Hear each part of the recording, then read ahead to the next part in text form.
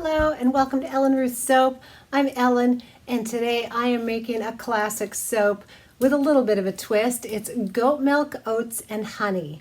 And for the fragrance today I decided to try from Crafter's Choice. It's oatmeal milk and honey number 2 or 2.0. And it's supposed to be, well, it's a little bit less than their original oatmeal milk and honey, and I wanted to try the fragrance because it was cheaper and I'm all about budget. And it had great reviews, and it's not supposed to accelerate trace or discolor. Well, no, it discolors to brown, but it's not supposed to rise or accelerate trace. So I wanted to give it a try. So I'm going to be using this scent today. I have raw organic goat milk for my lye solution that I'm making, and I just pour the lye over real slow, and I have my goat milk frozen in little discs, and so that's cooling off. And what else? I'm going to put in a generous portion of organic colloidal oats because, you know, it's oatmeal in there. And what else do I have going on? Oh, local raw honey. It's the honey portion. And I have a person that I get from a farmer's market here. It's a locally harvested organic raw honey, and so that's going to go in the soap also. And with the milk and the honey, I'm going to have to watch this soap like a hawk because it's going to get really hot. So we'll work through that as we get to making the soap. But anyway, I'm going to gather my ingredients, get my hair pulled back, and get my safety gear on, and we'll come back and make some goat milk, oats, and honey soap. If you enjoy watching this video, please consider hitting the like button and subscribe. That would be wonderful. And also I'm on Instagram if you want more up-to-date soaping information and pictures and what I'm up to in the soap studio. Go check that out. Thank you.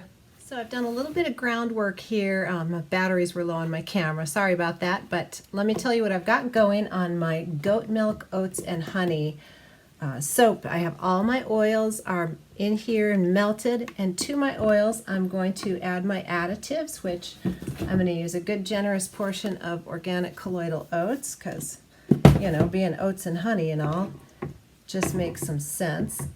So I'm going to go ahead and put that directly into my oils here before we add the goat milk solution. And I'm going to do a little extra today because of the theme. I am going to put in my kale and clay, a couple tablespoons of that.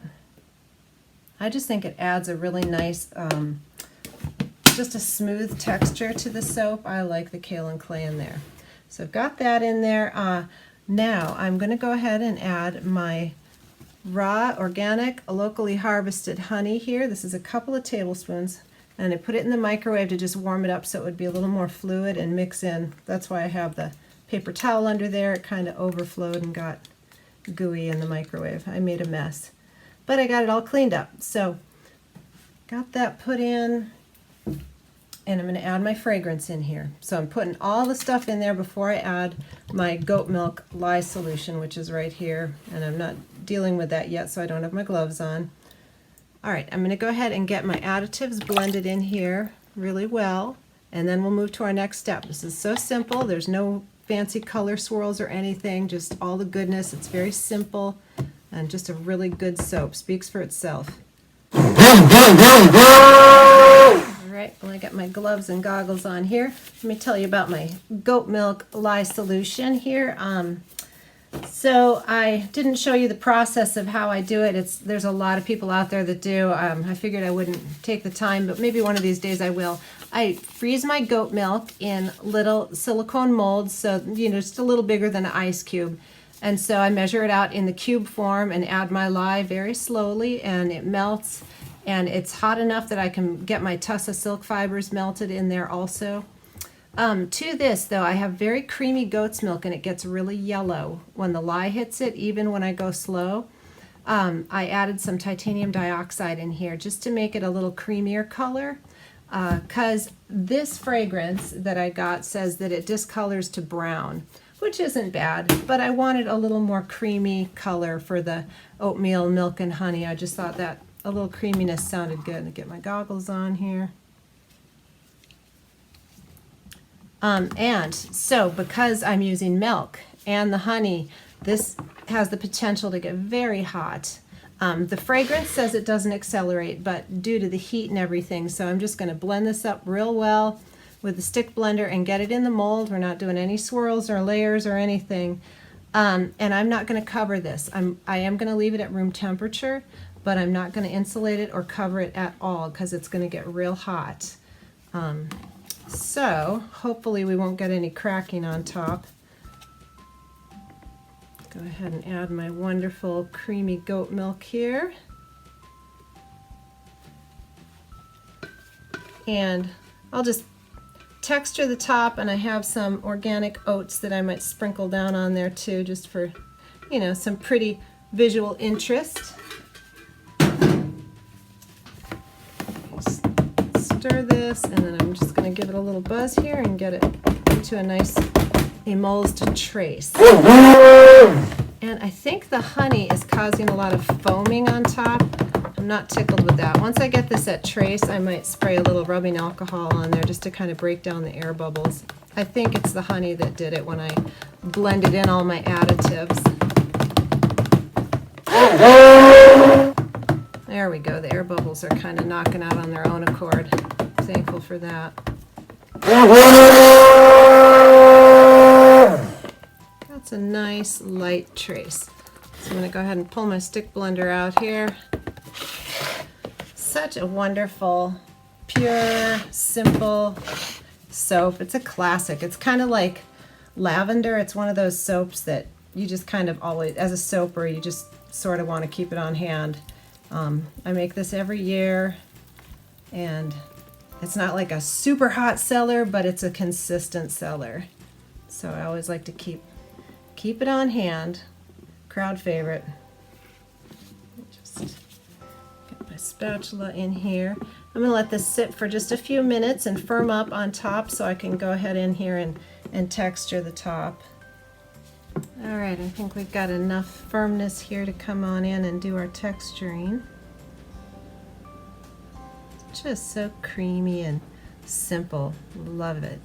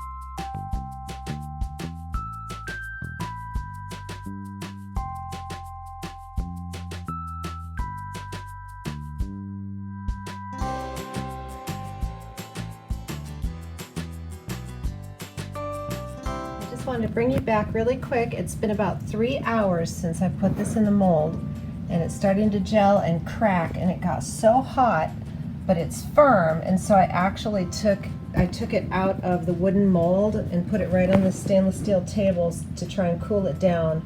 I'm not going to put it in the fridge because I don't want a partial gel, but I just thought I'd bring you along. It got really hot, so I hope that crack doesn't get any bigger. We'll see tomorrow. And we're back the next day. It's been about 20 hours since I made this, and because I took it out of the mold yesterday and had it cooling off, you can barely see the crack in there, but it did crack. But I'm glad I caught it in time. I think it's fine. It's not taking away from the cosmetics of this soap. So let's get it out of the mold here and get it split and cut.